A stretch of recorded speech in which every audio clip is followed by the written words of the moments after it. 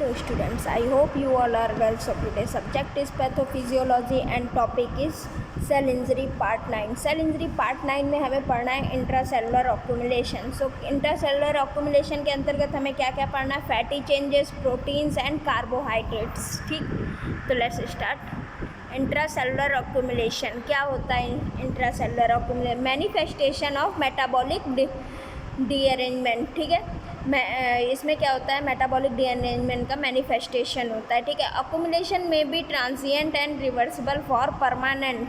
Accumulation जो होता है वो ट्रांजिएंट और रिवर्सिबल होता है और परमानेंट होता है. Effect range from harmless to toxic. Effect range क्या होती है? हार्मलेस टू टॉक्सिक होती है. और 3 कैटेगरीज होती हैं इसकी अक्यूमुलेशन की. Accumulation of constituent of normal cell metabolism, accumulation of abnormal substance of abnormal cell metabolism और अक्यूमुलेशन ऑफ पिगमेंट्स. तो accumulation of constituent of normal cell metabolism में क्या है? Fats, protein, carbohydrate. और accumulation of normal substance of abnormal cell metabolism में क्या है? Storage disease, inborn errors of metabolism. Accumulation of pigments में क्या है? इंडोजीनियस पिगमेंट या एक्सोजीनियस पिगमेंट्स. तो मैकेनिज्म ऑफ इंट्रासेलुलर अक्यूमुलेशन क्या होता है? नॉर्मल सेल होती है, उसमें एबनॉर्मल मेटाबॉलिज्म होता है, तो क्या होता है? फैटी लीवर हो जाता है. ठीक है, अगर नॉर्मल म्यूटेशन होगा और प्रोटीन फोल्डिंग ट्रांसपोर्ट जो है वो नहीं होगी तो हमारा जो है एंटीट्रिप्सिन डिफिशियंसी कॉज करेगा. Alpha 1 antitrypsin deficiency. फिर आते हैं, अगर कोई एंजाइम है वो क्या है? Lack of enzyme. उसमें क्या हो रहा है? एंजाइम की कमी हो रही है, तो क्या होगा? कॉम्प्लेक्स सबस्ट्रेट बन जाएगा. लाइक लाइसोसोमल स्टोरेज डिजीज़ हो जाएगी. अक्यूमुलेशन ऑफ इंडोजीनियस मटेरियल या इंडोजीनियस मटेरियल का अक्यूमुलेशन हो जाएगा. ठीक है, फिर क्या है? Ingestion of the indigestion materials. ठीक है, इंडाइजेशन मटेरियल्स का इंजेशन हो जाएगा, जिससे क्या होगा? अक्यूमुलेशन ऑफ एक्सोजीनियस मटेरियल्स है. एक्सोजीनियस मटेरियल्स का अक्यूमुलेशन हो जाएगा. Fatty changes. फैटी चेंजेस कैसे होते हैं? स्टीयोटोसिस, फैटी मेटामॉर्फोसिस या intracellular accumulation of neutral fat and within the parenchymal cells. Common in liver, can occur in heart, skeletal muscles and kidneys. Causes of fatty liver. Fatty liver के causes क्या क्या होते हैं?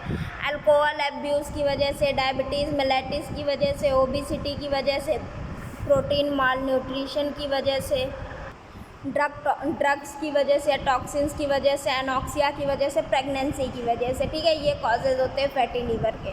अब आते हैं, जो हमारा फ्री फैटी एसिड होता है वो कन्वर्ट होता है फैटी एसिड्स में. उसमें क्या होता है? एसीटेट जो है एंटर करता है और ऑक्सीडेशन ऑफ कीटोन बॉडीज़ या CO2, फॉस्फोलिपिड्स और कोलेस्ट्रॉल ईस्टर जो होते हैं वो बाहर निकलते हैं. फिर इससे क्या होगा? अल्फा ग्लिसरोफॉस्फेट जो है वो एंटर करेगा तो ट्राइग्लिसराइड बन जाएगा. ट्राइग्लिसराइड बनने के बाद एपोप्रोटीन एंटर करेगा तो लिपोप्रोटीन बन जाएगा. देन ये फैटी लीवर कॉज करेगा. ठीक है, excessive entry of the lipid into the liver. मतलब लिपिड की लीवर में एक्सेसिव एंट्री होती है जो enhance the fatty acid synthesis by the hepatocytes. जो क्या करता है? फैटी एसिड की सिंथेसिस को हेप्टोसाइट्स की वजह से इनहेंस कर देता है. Increase the esterification of fatty acid to triglyceride. जो क्या करता है? फैटी एसिड का इस्टरिफिकेशन कराता है और उससे ट्राइग्लिसराइड बनता है. फिर decrease the oxidation of fatty acid. Fatty acid का ऑक्सीडेशन जो है वो माइटोकॉन्ड्रिया के थ्रू डिक्रीज़ किया जाता है. फिर decrease the apoprotein synthesis. Apoprotein synthesis को डिक्रीज़ करते हैं, जिससे क्या होता है? इम्पेयर्ड लिपोप्रोटीन एक्सक्रीशन हो जाता है. आप देख सकते हैं फैटी लीवर जो है उसका ग्रॉस साइज़ कैसा होता है. साइज़, कैप्सूल, मार्जिन, कलर सब चेंज होता है. Okay, fat stains. Fat stains क्या होते हैं? Can be demonstrate of fresh unfixed tissue by frozen section. Special stain of fat और stain the fat. Special stain में क्या है, Sudan third, stain of fat में yellow, special stain of fat में Sudan fourth या scarlet red जिसे बोलते हैं। और स्पेशल स्टेन में कौन, ऑयल रेड हो, ऑस्मिक एसिड या सडन ब्लैक बी या नाइल ब्लू सल्फेट। और स्टेन ऑफ द फैट में फ्रोजन सेक्शन में क्या है, yellow colour, orange colour, red, black and first fatty acid bluish हो सकता है और न्यूट्रल एसिड जो है हमारा रेडिश हो सकता है। Fatty change in heart, alteration of yellowish streak and reddish streak. Yellowish streak या रेडिश स्ट्रेक का अल्ट्रेशन जो वो triggered the tabby cat appearance, वो टबी कैट अपीयरेंस को ट्रिगर करता है, ठीक है। फिर आते हैं फैटी चेंजेस इफेक्ट क्या होते हैं। व्हेन माइल्ड होता है तो no effect no cell function, कोई इफेक्ट नहीं होता, कोई सेल फंक्शन नहीं होता। सीवियर होता है तो इम्पेयर सेल फंक्शन दिखाना है। Other lipid accumulation, cholesterol and cholesterol Easter.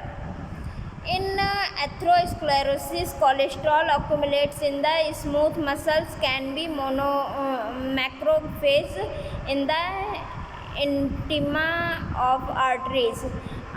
Atherosclerosis में क्या होता है, कोलेस्ट्रॉल जो होता है वो स्मूथ मसल सेल में अकुमुलेट होता है और मैक्रोफेज में आर्टरीज के इंटिमा पे, ठीक है। फिर इन हेयर डायट्री हाइपर लिपीमिया में कोलेस्ट्रॉल जो होता है वो मैक्रोफेज में अकुमुलेट होता है, usually under the skin forming tumour बनाने में, like structure known as xanthomas. Structure कैसा जाना जाता है, ज़ेंथोमस, ठीक है। Normal cut section of artery देख सकते हैं आप, टीयर इन आर्टरी वॉल और fatty material is deposited in vessel wall में फैटी मटेरियल डिपॉजिटेड हो गया। फिर narrowed artery become the block by a blood clot. Narrowed artery जो होती है वो एक ब्लड क्लॉट से जो होती है वो ब्लॉक हो जाती है। Intracellular accumulation of the protein,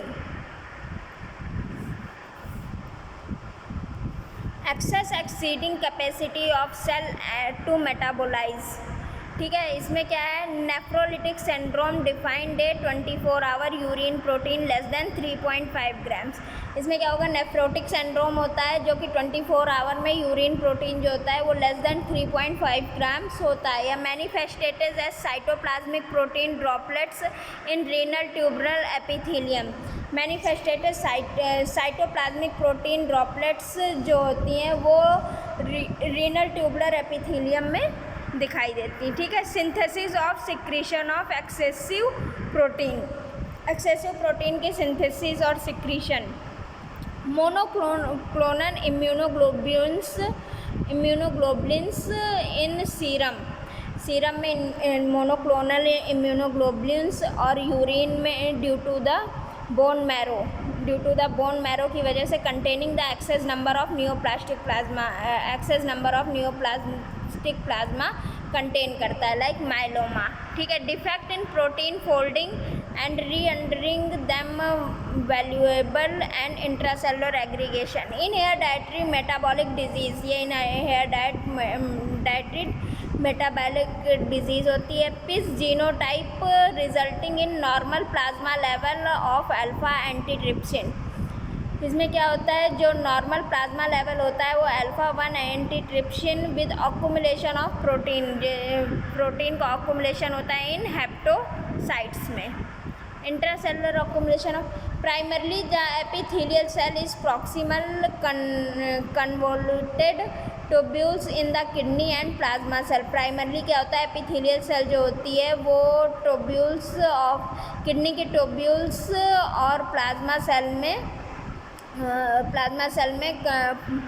convoluted होती है। इन किडनी में क्या होता है, the excessive accumulation occur subsequents to leakage to protein from the glomeruli within glomerular filtrate.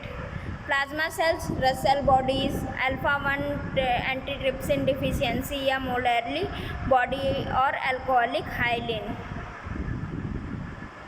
Intracellular accumulation of glycogen, glycogen का intracellular, glycogen infiltration and glycogen storage. ठीक है, glycogen appears a clear vacuoles in the cytoplasm of cell.